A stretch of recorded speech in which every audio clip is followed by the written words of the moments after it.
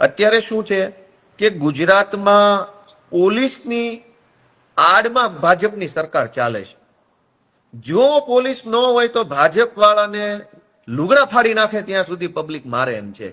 કોઈ પણ તાલુકા કોઈ પણ જિલ્લામાં ભાજપનો નેતા છે એ માર ખાધ્યા વગરનો પાછો ન આવી શકે એટલી હદે લોકોની અંદર રોષ છે. પણ લોકો શા માટે બધું સહન કરે છે? પોલીસની બીક લાગે છે. શું કામ બીક લાગે છે? કે પોલીસ મને ખોટી કેસમાં ખોટા એફઆઈઆર માં પૂરી દેશે, મારી ઉપર આમ કરશે તેમ કરશે, મારે જેલમાં જવું પડશે વગેરે વગેરે વગેરે. પોલીસના ડર ઉપર ભાજપની સરકાર ચાલે છે. હવે પોલીસનો ખોટી રીતનો ડર જ જો જનતાના મનમાંથી નીકળી જાય તો ભાજપની હાલત શું થાય?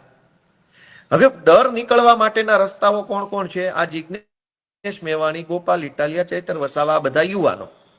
આ યુવાનો જેટલી કામગીરી કરે છે એના કારણે જનતામાંથી પોલીસ કે અન્ય સરકારી તંત્રનો ખોટી રીતનો ડર ઓછો થાય છે. ખોટી રીતનો ડર ઓછો થાય એના કારણે ભાજપના નેતાઓને પછી ગામમાં જવું મુશ્કેલ પડે છે.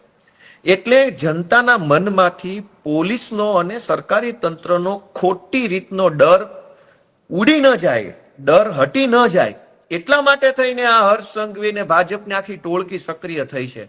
કે જો આવી જ રીતે જિગ્નેશ મેવાણી કે ગોપાલ કે ચૈતર કે આ લોકો આવી જ રીતે જનતાને હિંમત આપતા રહેશે અને એક સમયે જનતાની અંદર પૂરી તાકાત ભરાઈ જશે.